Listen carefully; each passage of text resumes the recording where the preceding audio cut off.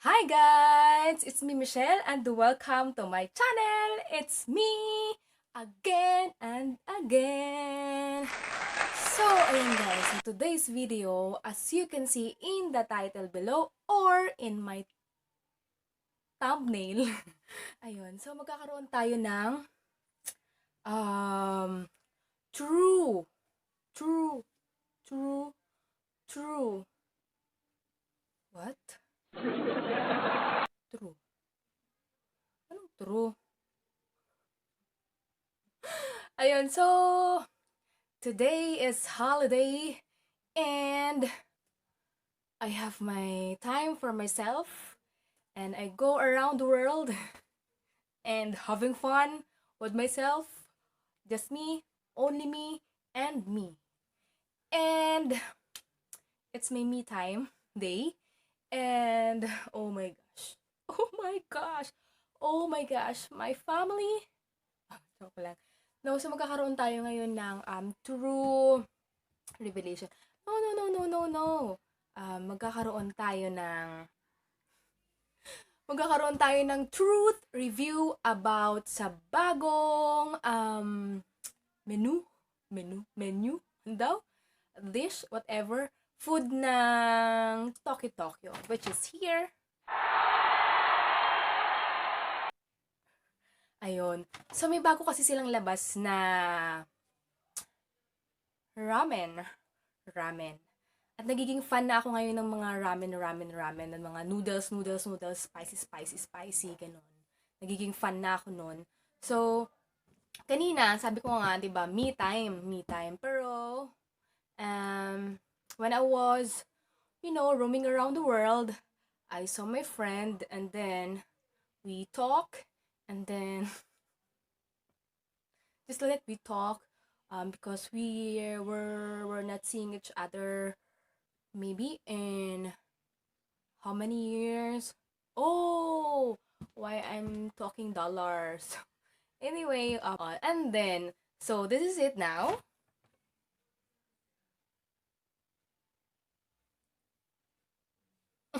Ayun, so, ayun na nga, nandito na nga siya. So, ngayon gusto kong pakita sa inyo, gusto kong malaman ninyo, at gusto kong sabihin ninyo. Gusto kong ipakita kasi never ko pang na-try na tikman o kumain ng ramen ng Tokyo. I am becoming a fan of the ramen noodles, spicy noodles. Ayun. So, gusto ko siyang i-try at gusto ko rin naman yung i-review kung ano ba ang lasa nita. Gusto niyo yun. Oh, anyway, let's start the video. Lalaman nito. Wait lang. Ito. Oh! It's just a small bowl. Ayan. Tapos kanina kasi, meron dong nakalagay kasi nga syempre first time ko namang bumili nito. Tsaka, alam mo yun, gusto ko siyang itry. So, kung makikita nyo dito, ayan yung pinicturean ko siya doon sa mismong store. Meron dyan, 160, 200 plus, tapos may additional na 70 pesos kung ano yung mga ads. Tapos sabi ko, yung 160, yung ganun. Tapos akala ko, ano lang yun, noodles lang, walang mga. Tapos sabi niya, ano lang siya, isang bowl lang siya. Tapos may mga ingredients naman yun. So, may ingredients naman siya. Sabi niya ganun. So, ito. So, let's open this one.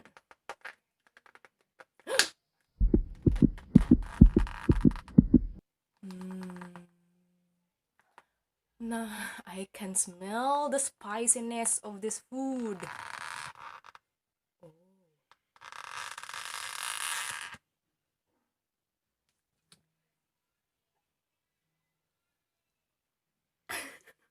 Ang arte. Ang arte. Ay, ito siya, besh. Ayan. Focus. Ayan siya. Tapos meron naman siyang egg, tsaka mga other ingredients, chuchu bells. Ayan. So, yun. So, bali may ano pala to. Kasi nasa ilalim yung ano niya. Oh. Andyan yung sabaw. Oh my gosh. Tumulo. Ayan, to sabon.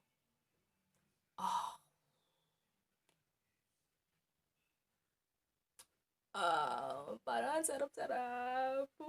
So, i-ano natin to ha, ilagay sa dito. Of course, syempre meron silang spoon and pork.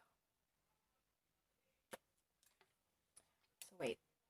So, ayan guys, ito na siya kung nakikita ninyo. Tapos ito yung sabaw, the soup, and the ingredients. Of course, nandito na yung beef, the vegetables, egg, and the noodles.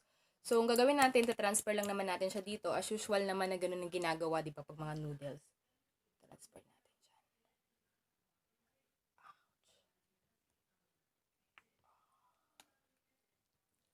Oh! Oh!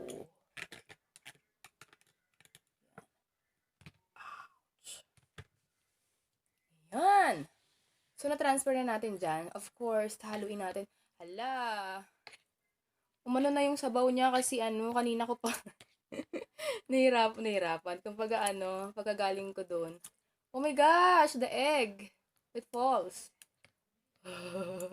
Ayan. So, ihalo lang natin. Siyempre, kailangan talaga ng paghahalo-halo. Diba? Ganun yun.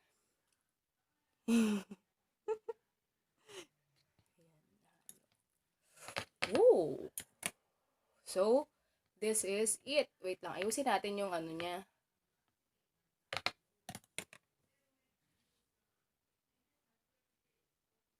Ayan.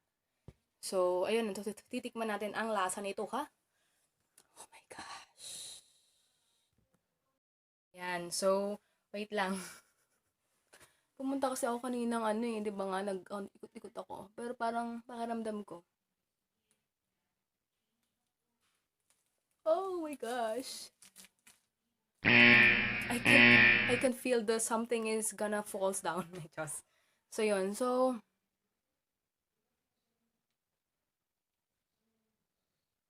naririnig nyo, balita yun. So, yun. Ito na. Woo! Oh my God! Masarap! Hindi mo pa nga natitikman, masarap na kaagad. So, yun, titiksan natin. Nasisisi na.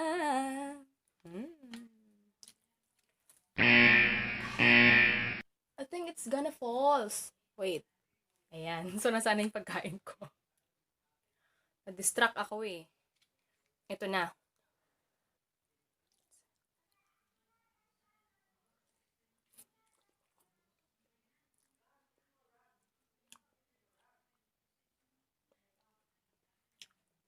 Masarap.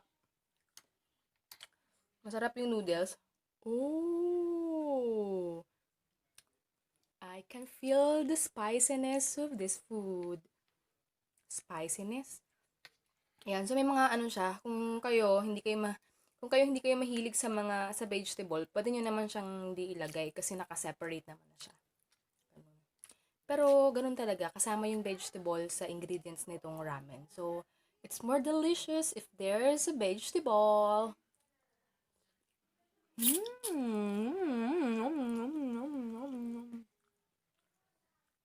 Oh my God. And there's a beef. Beef tapa.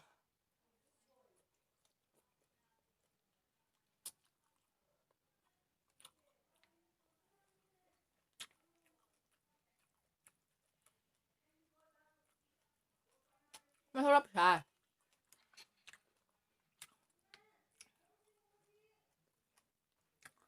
Masarap siya yung yung beef lang.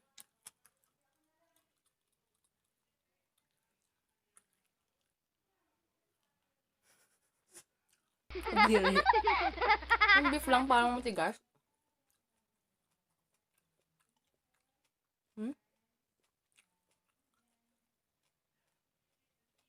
Okay, next.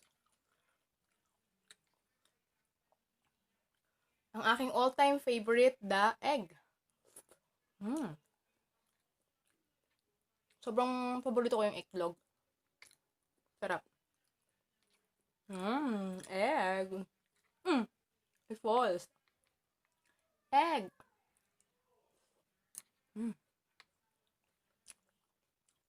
Sarap.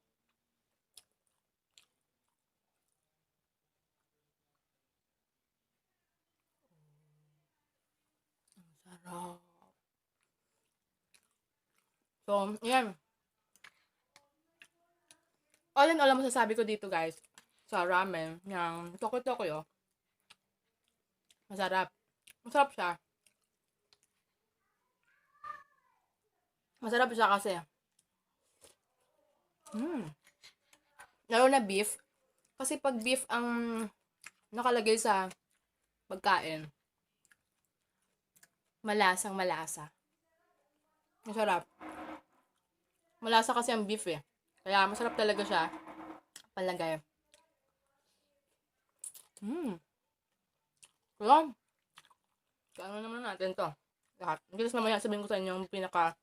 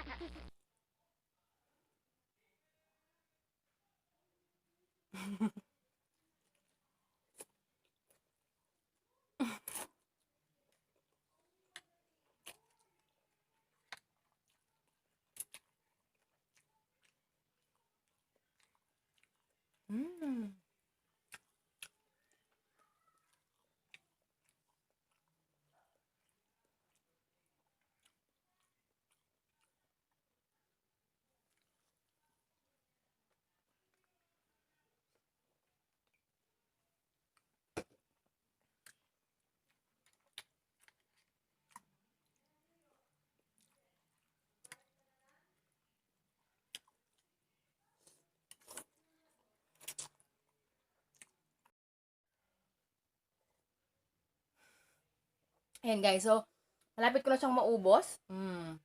So kainin mo na ito. Ang sarap. Sobrang sarap. Kasi nga ito yung cheesy, so mararanasan. You can taste also the cheese of this ramen of Tokyo. Tokyo. Masarap.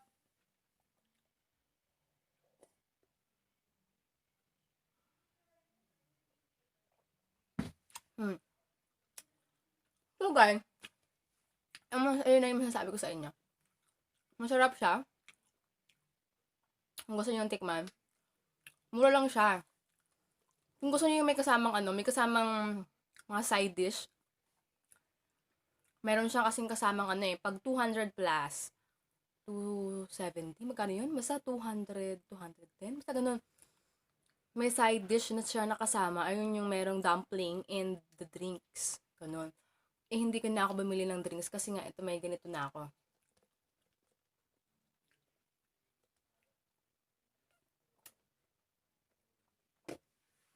So, yun. Masarap siya. Kung kayo mahilig sa mga ramen noodles, spiciness, masarap siya. Tapos kung mahilig kayo sa cheese, creamy cheese kasi ang niya, masarap. So, thumbs up. So, thank you guys for watching. So, yun po yung masasabi ko. So, thank you to my friend. You know who you are. I know you're watching. I know you're watching this video, so thank you so much. Hope to see you again. Okay, so thank you. And if guys, may papakita ako sa inyo yung outfit na suot ko ngayon. This is my, I love doing things like craft or just transforming something into wonderful thing. Ayun, so mahilig kasi ako mag-imbento. So meron ako ngayong my very own DIY ripped jeans na ako mismo talaga yung gumawa, nag-repair. Ayun. So gusto ko ipakita sa inyo. At ito yung susunod na I will be uploading this vlog. Vlog ko rin siya on how I do it. So ayun. So ito, tingnan niyo.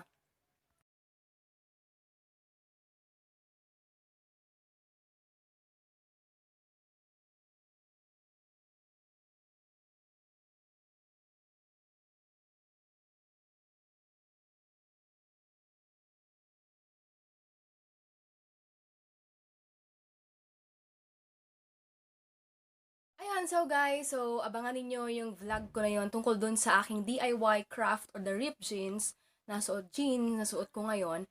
At maraming salamat guys sa panonood. Don't forget to like, share, and subscribe to my YouTube channel. And then and then don't forget to click the tiny bell button para updated kayo sa mga videos ko. So thank you so much guys for watching. I hope to see you on my next vlog. Bye! God bless!